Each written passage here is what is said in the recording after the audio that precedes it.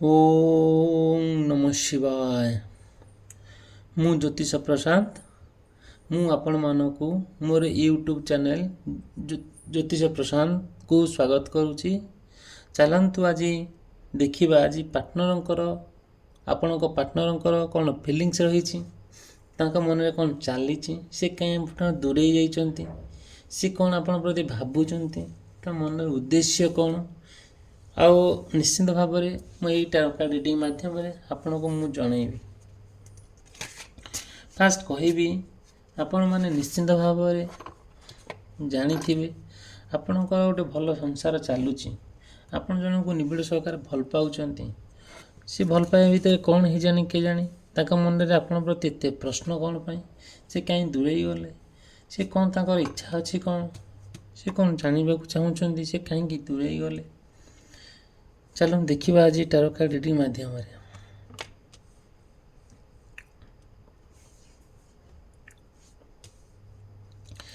ଦେଖନ୍ତୁ, first card, second card, third card,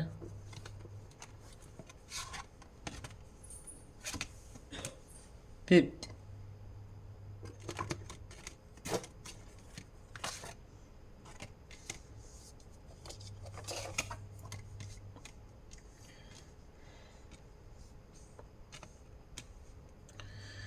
first କହିବି କି ଦେଖନ୍ତୁ, ଆପଣଙ୍କ ପାର୍ଟନର ଆଉ ଆପଣଙ୍କର ଯାହା ତାଙ୍କ ମନରେ ଚାଲିଛି, ଆପଣ ଯାହା ପ୍ରପୋଜାଲ୍ ଦେଉଛନ୍ତି ସେ ସେତିକି ଗ୍ରହଣ କରିବା ଅବସ୍ଥାରେ ନାହାନ୍ତି। ଯେତେବେଳେ ସିଏ ଆପଣ ଯେକୌଣସି ପ୍ରପୋଜାଲ୍ ଦେଉଛନ୍ତି, ପାରିବାରିକ ହଉ କିମ୍ବା ଲାଇଫ୍ ପାର୍ଟନର କେମିତି ଭଲରେ ରହିବେ କିମ୍ବା ନୂଆ କୌଣସି ଅନ୍ୟାନ୍ୟ ଯାହା ପ୍ରପୋଜାଲ୍ ସବୁ ଦେଉଛନ୍ତି, ଆମର ଯେମିତି ଯଥା କହିବା, ଯେମିତି ଫାଷ୍ଟ କହିବା କିଛି, ଆପଣ ଯେହେତୁ ଆପଣଙ୍କ ପାର୍ଟନର ପରସ୍ପରକୁ ବହୁତ ଭଲ ପାଆନ୍ତି, ଆପଣଙ୍କ ତାଙ୍କ ଭିତରେ ପାରିବାରିକ ହଉ କିମ୍ବା କୌଣସି ନୂଆ ପ୍ରୋଜେକ୍ଟ ହଉ କିମ୍ବା କୌଣସି ନୂଆ ଜିନିଷ କିମ୍ବା ଧନ ସମ୍ପତ୍ତି ପ୍ରାଚୁର୍ଯ୍ୟ ମଧ୍ୟରେ ହଉ, ଆପଣ ଯାହା ବି ପ୍ରପୋଜାଲ୍ ଦେଲେ ସେ କ'ଣ କରୁଛନ୍ତି ନା, ତାକୁ ଯାହା ବି ସେ କ'ଣ କରୁଛନ୍ତି, ସେ ତାକୁ ଧୀରେ ଧୀରେ ସେ ପ୍ରପୋଜାଲ୍ଟାକୁ ସରପ୍ରାଇଜ୍ ବୋଲି ମାନୁଛନ୍ତି, ତାଙ୍କୁ ଭଲ ଲାଗୁଛି, ବଟ୍ ସେ ଗ୍ରହଣ କରୁନାହାନ୍ତି। ଯେତେବେଳେ ଆପଣ ସେ ପ୍ରପୋଜାଲ୍ଟା ଗ୍ରହଣ କରିପାରୁନାହାନ୍ତି, ଆପଣ ତାଙ୍କୁ ଟ୍ରାଏ କରୁଛନ୍ତି ବହୁତ କଥା ବୁଝେଇବା ପାଇଁ, ବଟ୍ ସେ ବୁଝିବା ପରିସ୍ଥିତି ରହୁନାହାନ୍ତି। ଆପଣଙ୍କ ଉପରେ ସେ ବିରକ୍ତ ହେଉଛନ୍ତି, ଆପଣଙ୍କୁ ସେ ଡାଉଟ୍ କରୁଛନ୍ତି, ଆପଣଙ୍କୁ ସେ ତାଙ୍କ ମନରେ ସବୁ କ'ଣ କ'ଣ ଆପଣଙ୍କ ପ୍ରତି ପ୍ରଶ୍ନ ଚାଲିଛି। ଯାହା ବି ହଉ, ଆପଣ ଯେତେ ପ୍ରକାର ଟ୍ରାଏ କରୁଛନ୍ତି ବୁଝିବା ପାଇଁ, ସେ ବୁଝିବା ପରିସ୍ଥିତି ରହୁନାହାନ୍ତି। ଆପଣଙ୍କୁ ବହୁତ ସେ ଖରାପ ଭାବୁଛନ୍ତି। ଧୀରେ ଧୀରେ କାହିଁକି ଖରାପ ଭାବୁଛନ୍ତି, କାହିଁକି ନା ଆପଣଙ୍କ ମଝିରେ ଜଣେ କି ଥାର୍ଡ଼ ପାର୍ଟି ଏଣ୍ଟ୍ରି କରିଛି। ଯେଉଁ ଥାର୍ଡ଼ ପାର୍ଟି ଜଣକ ଆପଣଙ୍କର ସୁନାର ସମ୍ପର୍କଟାକୁ ଭାଙ୍ଗିବାକୁ ଟ୍ରାଏ କରୁଛି। ଯେତେବେଳେ ଆପଣଙ୍କ ସମ୍ପର୍କକୁ ସେ ଭାଙ୍ଗିବାକୁ ଟ୍ରାଏ କରୁଛି, ସେଇଠି ଆପଣ ବହୁତ ଫ୍ରଷ୍ଟ୍ରେସନ୍ ହେଇଯାଉଛନ୍ତି, ଡିପ୍ରେସନ୍ ଲେଭେଲକୁ ପଳାଉଛନ୍ତି। ଆପଣ କିଛି ଡିସାଇଡ଼୍ କରିପାରୁନାହାନ୍ତି କେଉଁଟା ଠିକ୍ କେଉଁଟା ଭୁଲ। ବାଧ୍ୟ ହୋଇକି ଆପଣଙ୍କ ପାର୍ଟନରଙ୍କୁ ପାର୍ଟନର ଭିତରେ ଆପଣଙ୍କ ଭିତରେ ଯେ ଗୋଟେ ଝଗଡ଼ା ହେଉଛି, ଗୋଟେ କନଫ୍ଲିକ୍ଟ ଲାଗି ରହୁଛି, ଯେଉଁ କନଫ୍ଲିକ୍ଟଟା ତାର କିଛି ସମାପ୍ତି ହେଇପାରୁନାହିଁ, ବାସ୍ ଲଙ୍ଗରିଂ ହେଇକା ଚାଲିଛି। ଯେତେବେଳେ ଆପଣଙ୍କ ମଝିରେ ଜଣେ ଥାର୍ଡ଼ ପାର୍ଟିର ଏଣ୍ଟ୍ରି ହେଉଛି, ସେତେବେଳେ ନା ଆଉ ଆପଣ ପାର୍ଟନର ଭିତରେ ବହୁତ ସମସ୍ୟା ଦେଖାଦେଉଛି, ଯେଉଁ ସମସ୍ୟା ସମାଧାନ ଆପଣଙ୍କ ପାଇପାରୁନାହାନ୍ତି। ନିଶ୍ଚିନ୍ତ ଭାବରେ ମୋତେ କଣ୍ଟାକ୍ଟ କରିବେ, ମୋର କଣ୍ଟାକ୍ଟ ନମ୍ବର ଏଠି ଅଛି, ଆଉ ଏଇ ସ୍କ୍ରିନ୍ରେ ଚାଲିଛି, ଡେସ୍କ୍ରିପସନ୍ ବକ୍ସରେ ଦେଇଛି। ଯାହା ବି ଆପଣଙ୍କର ପ୍ରଶ୍ନ ଅଛି, ଆପଣ ପାର୍ଟନରଙ୍କୁ ନେଇକି ସମାଧାନ କରିପାରୁନାହାନ୍ତି, ମୁଁ ନିଶ୍ଚିନ୍ତ ଭାବରେ ତା'ର ବିକଳ୍ପ ବାଟ ଆପଣଙ୍କୁ କହିବି। ଦେଖନ୍ତୁ, ଯେତେବେଳେ ଆପଣ କିମ୍ବା ଆପଣଙ୍କ ପାର୍ଟନରଙ୍କର ଗୋଟିଏ ନୂଆ ଜିନିଷ ଷ୍ଟାର୍ଟ କରୁଛନ୍ତି କରିବା ପାଇଁ, ସେ ସମୟରେ କ'ଣ ହେଉଛି ନା, ଆପଣ ତାଙ୍କ ଭିତରେ ବହୁତ ବଡ଼ ଡିସ୍କସନ୍ କରୁଛନ୍ତି, ପରସ୍ପର ଭିତରେ ବହୁତ ଭଲ ସମ୍ପର୍କ ଅଛି, ଭଲ ନିବିଡ଼ତା ଅଛି, ବଟ୍ ସେ କ'ଣ କରୁଛନ୍ତି, ଯେତେବେଳେ ଆପଣ ତାଙ୍କୁ ଦେଉଛନ୍ତି ଭଲ ପ୍ରୋଜେକ୍ଟରେ ମାନେ ନୂଆ ପ୍ରୋଜେକ୍ଟ ଦେଉଛନ୍ତି, ଷ୍ଟାର୍ଟ କରିବାକୁ ଯାଉଛନ୍ତି, ସେତେବେଳେ ସେ ସେଇଟା କ'ଣ ଆଡ଼ମିଟ୍ କରିପାରୁନାହାନ୍ତି। ଆଉ ସେ ବହୁତ କଥା ତା ମନରେ ସବୁ ଭାବୁଛନ୍ତି, କହୁଛନ୍ତି କାଳେ ମୋ ପାର୍ଟନର ପାରିବେ ନ ପାରିବେ, ତାଙ୍କର ମନରେ କ'ଣ ସବୁ ସସ୍ପେନ୍ସ ରଖୁଛନ୍ତି, ନୂଆ ଜିନିଷ ସବୁ ରଖିକି। ଆଉ ତା ନେଗେଟିଭ୍ ଚିନ୍ତାଧାରାରେ ସବୁବେଳେ ନେଗେଟିଭ୍ ଚିନ୍ତାଧାରା କ'ଣ କେଜାଣି, ଏତେ କାହିଁକି ନେଗେଟିଭ୍ ଚିନ୍ତାଧାରା? ଆପଣ ଯେତେ ବୁଝେଇଲେ ବି ସେ ବୁଝିବା ପରିସ୍ଥିତିରେ ରହୁନାହାନ୍ତି।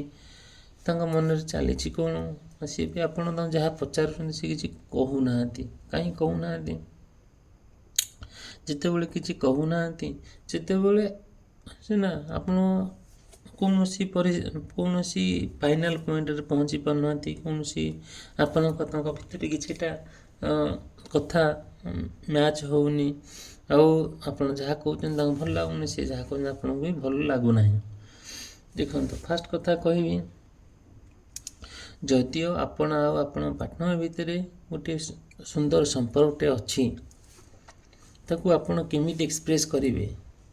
ଯେଉଁଠି ଏକ୍ସପ୍ରେସ୍ କଲେ ଆପଣ ପାର୍ଟନର ଆପଣଙ୍କୁ ଗାଳିଗୁଲଜ କହୁଛନ୍ତି ତମେ ମୋତେ ନିନ୍ଦା, ଆପଣ ଭଲ କଥା କହୁଛନ୍ତି କିନ୍ତୁ ସେ ଭାବୁଛନ୍ତି ଆପଣ ତାଙ୍କୁ ନିନ୍ଦା କରୁଛନ୍ତି।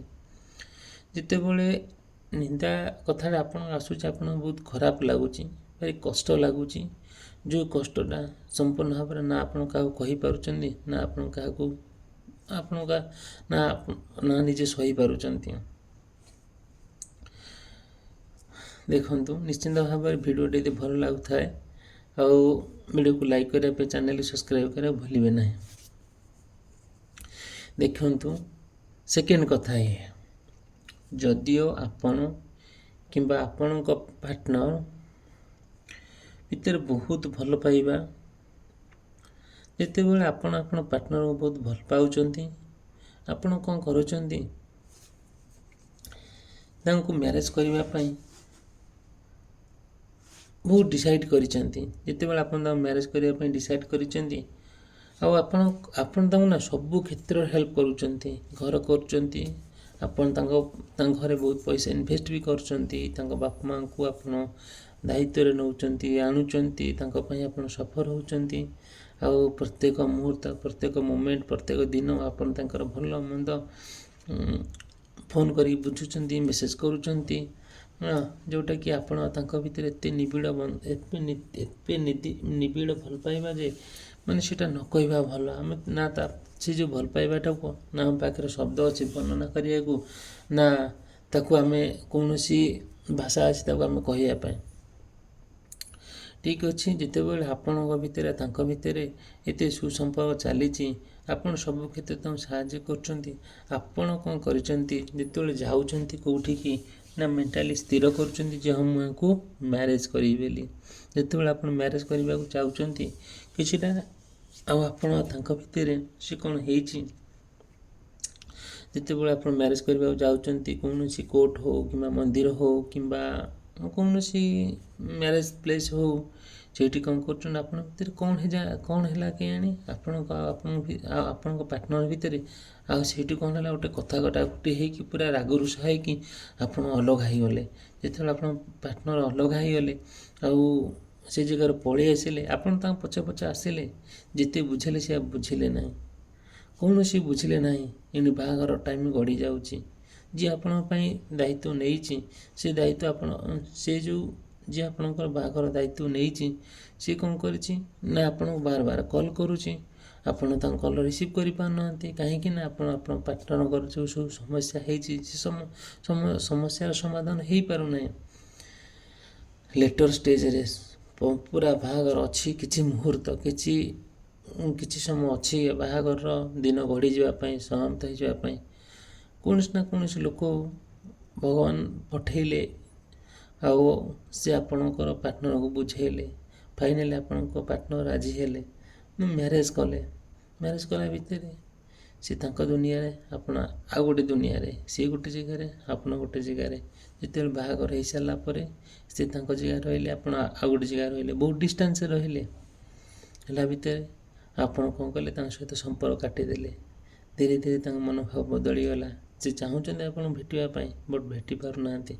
ଯେତେବେଳେ କିଛି ଦିନ ଗଲା ପରେ ସେ ଯେତେବେଳେ ଭେଟିବାକୁ ଚାହୁଁଛନ୍ତି, ଆଉ ସେତେବେଳେ ନା ଆଉ କ'ଣ ହେଇଛି, ଆପଣ ଆଉ ଦେଖାଛୁଆଁ ଦେଉନାହାନ୍ତି।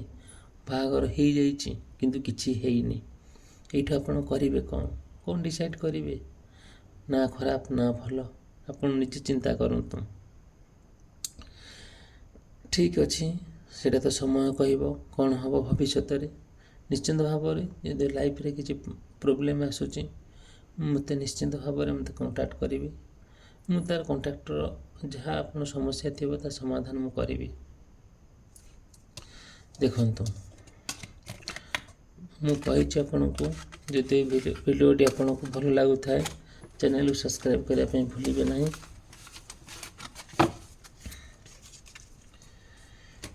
ଭିଡ଼ିଓକୁ ଲାଇକ୍ କରିବା ପାଇଁ ଭୁଲିବେ ନାହିଁ।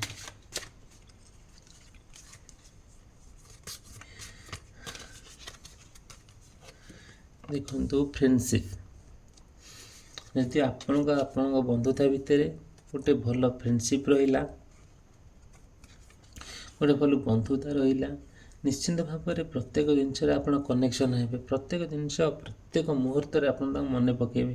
ଦେଖନ୍ତୁ, ଆମେ ଜାଣିଛେ ଦୁନିଆରେ ଯଦି ସବୁଠାରୁ 2 ଜଣ ଭଲ ମଣିଷ ରହିଲେ, ଆପଣଙ୍କ ଲାଇଫ୍ ସମ୍ପୂର୍ଣ୍ଣ ଭାବରେ ପରିବର୍ତ୍ତନ ହେବ। ଗୋଟିଏ ହେଲା ଆପଣଙ୍କର ସାଙ୍ଗସାଥି ଇନଭଲଭମେଣ୍ଟ, ଦ୍ୱିତୀୟ ହେଲା ଆପଣଙ୍କ ଲାଇଫ୍ ପାର୍ଟନର।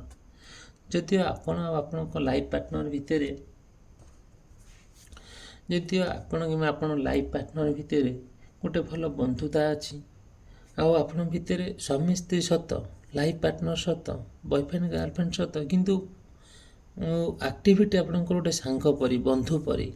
ଯେତେବେଳେ ଆପଣ ଆପଣଙ୍କ ପାର୍ଟନରଙ୍କ ଭିତରେ ଗୋଟେ ବନ୍ଧୁତା ଥାଏ, ଗୋଟେ ଫ୍ରେଣ୍ଡସିପ୍ ଥାଏ, ଆଉ ମୋର ତୋର ନ ହୁଏ, ହଁ ସିଏ ଏଇଟା କରିବ ମୁଁ ଏଇଟା କରିବି ନାହିଁ, ସେମିତି ହେଲା ପରେ ସେଇଟା ନା ଆପଣଙ୍କୁ ଯେଉଁ ସୁପରିୟ ଗୋଟେ ଡୋମିନେଟ୍ ନେଚର ଗୋଟେ ହେଇଯାଏ ଜଣେ, ଆଉ ଆପଣଙ୍କ ପାର୍ଟନର ଭିତରେ ସେଇଟା ନା ଗୋଟେ ଭଲ ପାଇବା ଧୀରେ ଧୀରେ କମିଯାଏ। ଯଦି ଆପଣଙ୍କ ଆଉ ଆପଣଙ୍କ ପାର୍ଟନର ଭିତରେ ଗୋଟେ ଭଲ ସୁବନ୍ଧୁତା ଥାଏ, ପବିତ୍ର ପ୍ରେମ ଥାଏ, ଆଉ ସେ ନା ଯେଉଁଟାକି ଦେଖିବେ ଧୀରେ ଧୀରେ ନା ସେଇଟା ଆପଣ ଏତେ ସୁନ୍ଦର ଭାବରେ ଆପଣ ଜୀବନକୁ ସଜେଇ ଦେବ, ଆମେ ଅନୁଭବ କରିପାରିବାନି, ଆକଳନ ବି କରିପାରିବାନି। ଠିକ୍ ଅଛି, ଦେଖନ୍ତୁ ନେକ୍ସଟ କାର୍ଡ଼ରେ ଆମର କଥାରେ ଅଛି,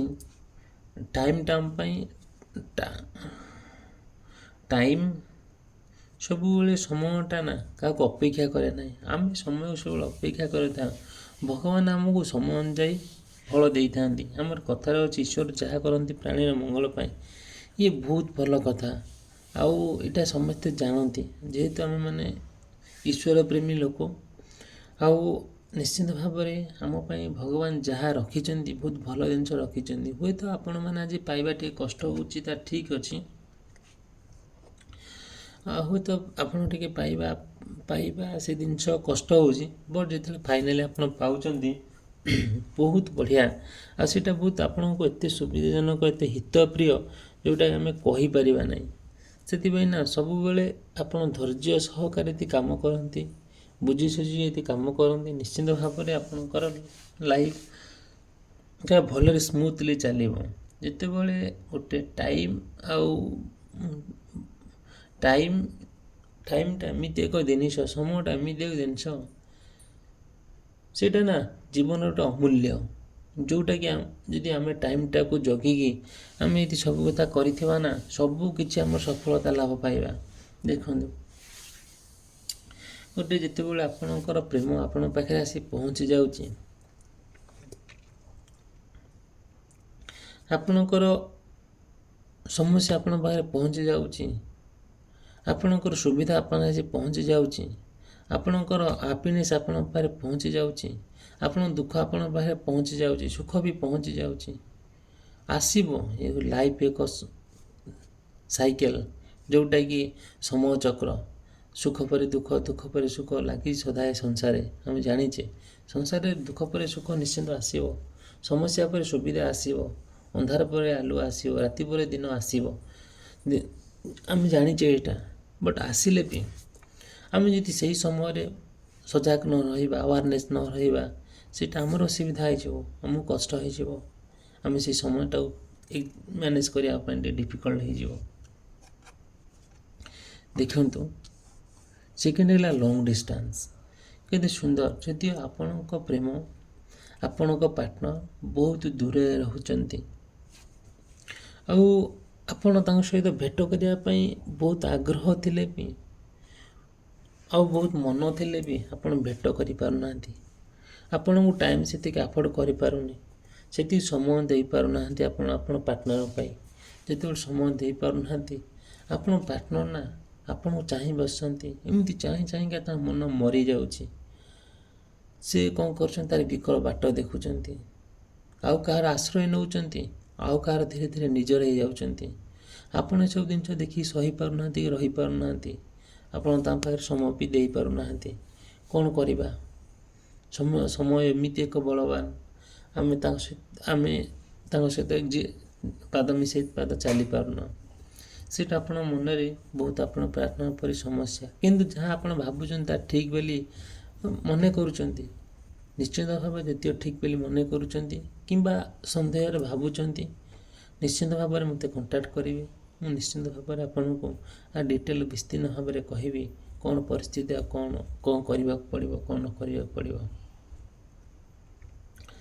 ଠିକ୍ ଅଛି, ଆଜି ମୁଁ ଏ ଭିଡ଼ିଓଟି ଭଲ ଲାଗୁଥାଏ ଲାଇକ୍ କରିବା ପାଇଁ ଭୁଲିବେ ନାହିଁ, ଚ୍ୟାନେଲ୍ ସବସ୍କ୍ରାଇବ୍ କରିବା ପାଇଁ ଭୁଲିବେ ନାହିଁ।